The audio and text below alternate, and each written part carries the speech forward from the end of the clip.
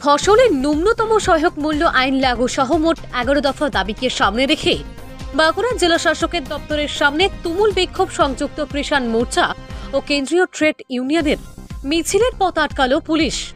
ফসলের ন্যূনতম সহায়ক মূল্য আইন লাগু, সমস্ত কৃষি ঋণ বাতিল সহ মোট 11 দফা দাবিতে বাঁকুড়া জেলা শাসকের দপ্তরের সামনে বিক্ষোভে ফেটে পড়ল সংযুক্ত কিষাণ মোর্চা ও কেন্দ্রীয় ট্রেড ইউনিয়নগুলি। আজ বাঁকুড়ার তামালিবাদ ময়দানে জমায়েত করে সংযুক্ত কিষাণ মোর্চা ও কেন্দ্রীয় ট্রেড ইউনিয়নগুলির কর্মী সমর্থকরা মিছিল করে জেলা শাসকের দপ্তরে যাওয়ার চেষ্টা করে। জেলা শাসকের দপ্তরে পৌঁছানোর আগেই ব্যারিকেড করে মিছিলের পথ আটকায় পুলিশ।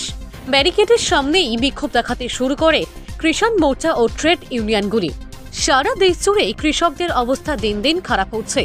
ফসলের ন্যায্য দাম পাচ্ছে না কৃষকেরা। ঋণের বোঝা বাড়তে বাড়তে কৃষকদের নাভিশ্বাস দশা।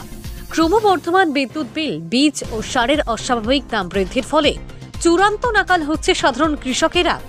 এই পরিস্থিতিতে অবিলম্বে কৃষি ঋণ মুকুব, সার ও বীজের দাম কমানো, ফসলের ন্যায্য দাম দেওয়া, 60 বছরের উপর প্রতিটি কৃষককে মাসে 10,000 টাকা পেনশন প্রদান সহ মোট 11 দফা দাবিতে আজ বাঁকুড়া জেলা শাসকের দপ্তরে বিক্ষোভ দেখায় কৃষক ও শ্রমিকরা। অবিলম্বে দাবি পূরণ না হলে আগামী দিনে আরো বৃহত্তর আন্দোলনের হুঁশিয়ারি দিয়েছেন বিক্ষোভকারীরা। সেটা হচ্ছে যে সরকার বারবার অর্ডার দিচ্ছে, কিন্তু পৌরসভাগুলোতে সরকারি হারে মজুরি চালু হচ্ছে না, 1 নম্বর। 2 নম্বর হচ্ছে পৌরসভা ডিএম এর নিজের ক্যাজুয়াল এবং মুটিয়া, কারুর ইপিএফ এবং ইএসআই নাই, পৌরসভার একটা অংশের আছে। ডিএম এর দায়িত্ব গোটা জেলার ইপিএফ দেখা, তার নিজের ক্যাজুয়ালদের ইপিএফ নাই। এই দুটো ডিমান্ড এর সঙ্গে আছে, এটা আমি জানিয়ে রাখলাম। যদি দাবিগুলো মানা না হয় না হলে বৃহত্তর আন্দোলন হবে। আমার নাম ভাস্কর সিংহ, আমি এআইটিউসি জেলা সম্পাদক। আমাদের গোটা রাজ্য জুড়ে, গোটা দেশ জুড়ে আজকের এই 26 তারিখে দিল্লির মোদী সরকারের বিরুদ্ধে তাদের কৃষক বিরোধী এবং ট্রেড ইউনিয়ন বিরোধী যে কালা আইনগুলো ইতিমধ্যে চালু করেছে এবং রাজ্য সরকার তার সাথে যুক্ত হয়েছে, তার বিরুদ্ধে আজকে আমাদের সারা রাজ্য, সারা দেশ জুড়ে আজকের এই ডিএম এর নিকট ডেপুটেশন, রাজভবনে ডেপুটেশন, সারা রাজ্য জুড়ে, সারা দেশ জুড়ে আজকের এই জমায়েত হচ্ছে।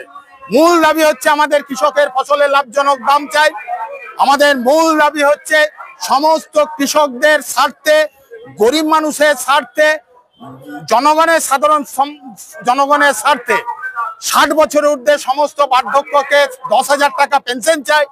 প্রধানমন্ত্রী আবাস যোজনায় নিয়ে রাজ্য সরকার যে দলীয় কাজ করছে, যে শাসক দলের নিজেদের বেছে বেছে লোকদের দিচ্ছে, এবং আদিবাসীদের বনের পাট্টা আমাদের এই সময়ের মধ্যে গরিব বর্গাদার পাট্টাদারদের তাদেরকে সরকারিতে ধান কেনার ব্যবস্থা করতে হবে, তাদের ঋণের ব্যবস্থা করতে হবে, তাদের প্রধানমন্ত্রী আবাস যোজনায় যে বাড়ি আছে তাদেরকে দেওয়ার ব্যবস্থা করতে হবে, তাদেরকে